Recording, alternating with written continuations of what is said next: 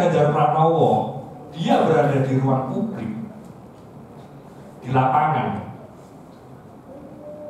tak foto dia nesu, ya wes gue rasa belum lapangan Simpang 5, ya wes kamu nggak usah di jalan, di rumah dinasmu, di area private-mu. Ketika saya di rumah saya difoto tanpa izin saya, atau saya nggak berkenan lah katakanlah, ya saya tuntut bisa.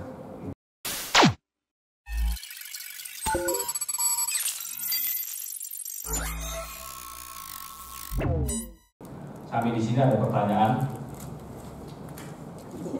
Oke, Mas mau, saya nggak bisa milih, tapi mau baca.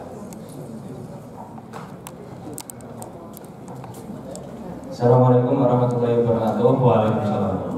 Perkenalkan, saya Idris dari Jurnalistik.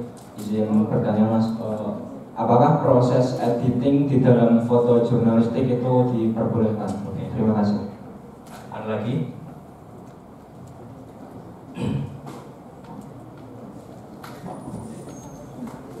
Terima kasih. Perkenalkan, nama saya Ahmad Ridwan Maumtik dari UKM Broadcasting. Yang saya tanyakan, apakah di antara terdapat perspektif atau sudut pandang foto yang membedakan dengan jurnalis lain? Apakah juga di antara ada maksimal waktu upload setelah melihat peristiwa atau kejadian? Kan kayak cepat sekali ya Mas, langsung diupload, langsung diupdate gitu. Dan bagaimana cara mengatur hal tersebut? Terima kasih. Satu lagi, monggo. Mas cewek Mas, cewek. Mas Rudin ngatur soalnya. Ya. Baik, terima kasih. Perkenalkan, saya Ningin Sanasari dari UKM Mapala. Izin bertanya, apakah dalam pengambilan foto memiliki teknik khusus? Terima kasih. Oke. Tambah satu lagi. Oke, sebelumnya perkenalkan, nama saya Ahmad Sinta Rosyadi dari UKM Broadcasting. Di sini saya mau bertanya, di dalam pencarian berita, terutama di sini kan di jenis foto jurnalistik kan ada people on the news, lalu ada daily life foto yang gimana ya, menyangkut sama narasumber. Nah, sementara narasumber ini tidak berkenan untuk difoto, lalu itu bagaimana solusinya? Terima kasih. Oke, mulai. Empat ya Mas ya. Tadi Masnya tentang oversetting, nanti dijawab di dalam itu ada. Tadi juga komposisi Mas ya. Nanti ada jawabannya di dalam. Lalu tentang foto di antara ya, itu gimana manage-nya ya. Jadi kalau di antara kita itu isunya kalau lokal itu harus unik. Kalau lokal itu harus unik. Kalau nggak lokal kita harus nasional gitu. Misal nih ada kecelakaan sepeda sama sepeda, kecelakaan kan, tapi kan skupnya kecil. Beda kalau pesawat jatuh di Gunung Muria, nah itu gede banget. Itu skup. Kalau menarik yang saya bilang tadi dodol alang-alang atau sesuatu yang belum ada, atau menarik lah ya. Mungkin pisang berbuah naga ya, atau bisa nggak masuk? Bisa. Maksudnya bisa masuk kan, unik juga. Lalu bagaimana seorang wartawan foto antara mau ngirim cepet? Kita bawa laptop itu tadi sama Mas Rudin yang udah senior bahkan harus membawa laptop. Sama, saya juga tas ransel saya itu ada kamera lensa pendek, vario zoom, kadang drone, lalu laptop. Udah berapa kilo? 7-10 kilo tiap hari. Ya, itu jadi setelah memotret, ya nggak mungkin kita langsung kirim. Kita harus tanya dong, ini tentang apa? Ya, nggak mungkin kita seperti fotografer hobis ya, motret pulang. Kalau foto jurnalis itu enggak, motret, nyari data secepat mungkin. Terbantu lagi ketika sama ada reporter, udah kontak Mas Rudin, buat caption Mas, data Mas, enak gitu. Kalau sendirian narasumber kita wawancara segala macam ya. Masnya ini udah ya mas ini, terus mbaknya teknik khusus nanti ada juga, jadi teknik khusus, komposisi, terus proses editing, terus masnya itu tadi tanya perizinan ya, subjek ya segala macam. Ketika Ganjar Pranowo dia berada di ruang publik, di lapangan, tak foto dia nesu, ya wes gue rasa lapangan Simpang 5, ya wes kamu nggak usah di jalan, di rumah dinasmu, di area private-mu. Ketika saya di rumah saya difoto tanpa izin saya, atau saya nggak berkenan lah katakanlah, ya saya tuntut bisa. Gitu. Ruang pribadi dengan ruang publik. Jadi kita nggak bisa menuntut, kita nggak bisa dituntut ketika narasumbernya itu berada di ruang publik. Ya, kita harus tahu ruang publik, ruang privasi, segala macam. Makanya itu ketika kita masuk ke area private, rumah orang, izin, boleh nggak saya motret, saya dari ini. Ya.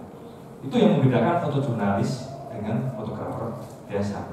Etika kita wajib, ya maksudnya kita membawa nama media kita. Masuk wah ayo antara ngapur masuk rumah langsung motret, nggak mungkin mas. Ya. Kita izin ya kalau di area private, tapi ketika itu ada arak-arakan karena karnival ya, terus yang mas jangan dipotret, pulang lah ya, nggak usah di jalan, kan simple. Oke, next mas, udah 4 pertanyaan, ada 3 yang belum kejawab, nanti ada di dalam. Ada dulu mas. Oh sebentar. Nah mas, yang tadi editing ya, larangan dalam fotojurnalistik sebelumnya mas, memanipulasi gambar editing secara berlebihan, bahkan mengurangi atau menambahkan objek ke dalam foto, memanipulasi informasi tempat kejadian narasumber tanggal. Ketika itu Mas Rudin hari ini berjenggot, saya foto, saya tayangkan, jenggotnya saya hilangin, nggak boleh, nggak boleh. Bahkan sekecil anggeng-anggeng nggak boleh dihilangin. Ya, memanipulasi informasi. Ketika saya bilang ini di Kudus, terus bilang di Undip, nggak boleh informasi. Ya. Lalu bagaimana ketika informasi itu masih mengambang, ketika pelaku itu belum dijatuhi hukuman tok palu, maka ada terduga, tersangka, ya, ada juga terduga. Kita di jurnalistik pun memakai hal-hal tersebut. Ya. Jadi nggak boleh ketika si ini langsung kita beli ini tersangkanya. Kita yakin ini tersangka, tapi secara etis itu nggak boleh kita sebutkan dia sebagai tersangka, gitu. Karena belum ada putusan. Ya. Next. Ya ini pemenang Pulitzer Prize Leading Photographers, itu dia motret menang Pulitzer, dia menghilangkan konangan. Di sini ada kayak tripod, ya, dihilangin jadi batuan. Ini di Afghanistan. Ketahuan, langsung pecat. Oke, keras. Foto jurnalistik itu keras. Ya. Salah sitik hilang. Kopassus ya mas, salah sitik hilang. Ini karya foto dari next ya bos, si Narcisco Contreras kayaknya. Next. Ini Brian Wawski. Foto ini foto editan dari foto ini dan ini ya. Ketika dia motret pertama, si tentara tangannya seperti ini, lalu si bapak menggendong anaknya, delalah wajahnya ke sana. Ya. Sebetulnya menarik, tapi dia mungkin kurang kuat. Ya. Lalu si bapak dan tentaranya diam aja. Ya. lalu dari dia digabungin jadi ini, ketahuan mas, pecah. Filenya dia 10 tahun atau 5 tahun yang lalu dicari ada juga gitu. Jadi keras di fotojurnalistik sebelumnya mas. Kalau ini pun ada tripod, dia tetap pernah Pulitzer.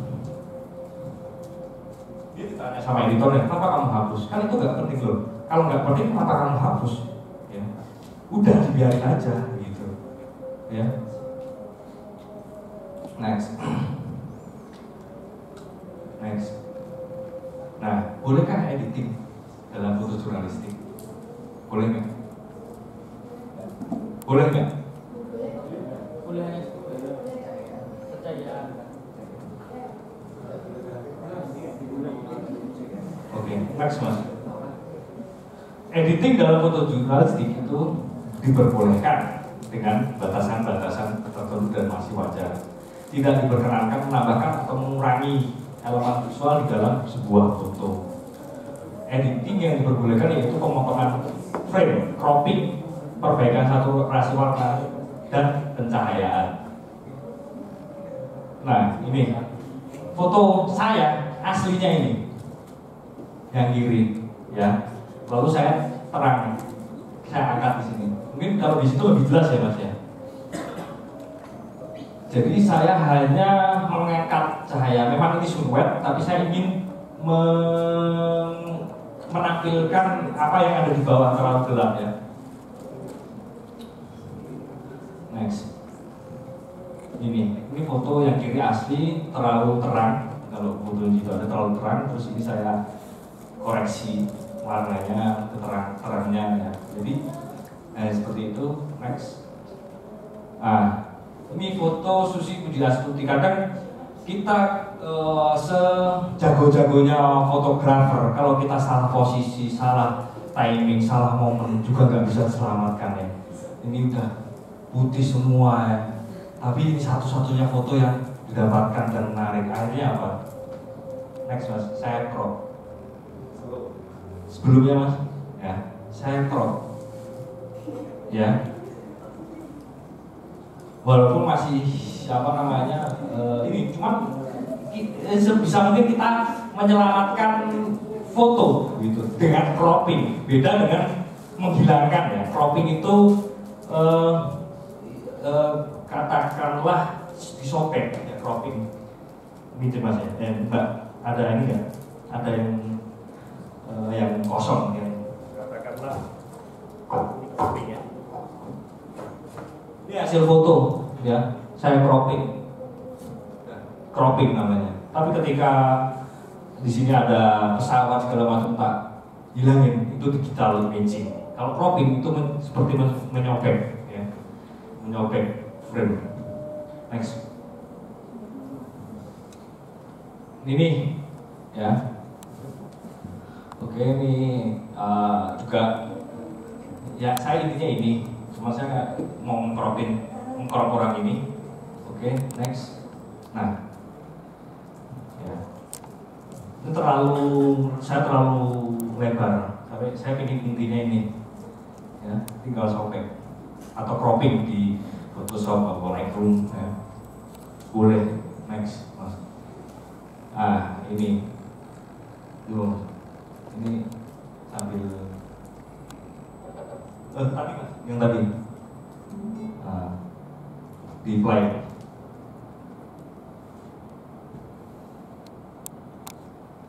Bisa nggak play mas?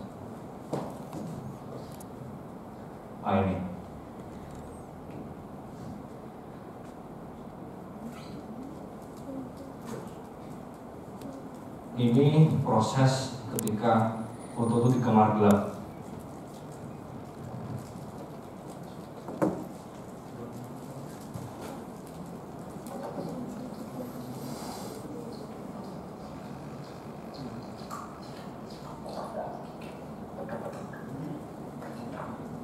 Ini developernya fotografer perang James Nahwi. Jadi James Nahwi dia motretnya masih pakai film.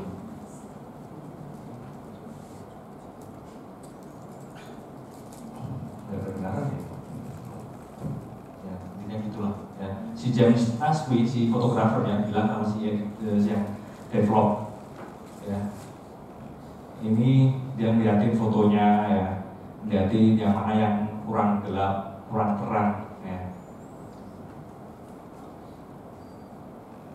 Tuh, dia ngedit manual. Film itu sudah ada editing, gitu. Ya, gelapin, ya, secara manual. Nanti dilihatin ke James Nasby lagi, dia bilang ini kurang gini, lagi pakai tangan. Sekarang kan adanya dunia digital, ya banyak celah untuk berbohong, ya oke. Cuman kita dipermudah dengan software-software tersebut. Kenapa enggak? Film loh, dodging burningnya pakai itu tadi, ya kan?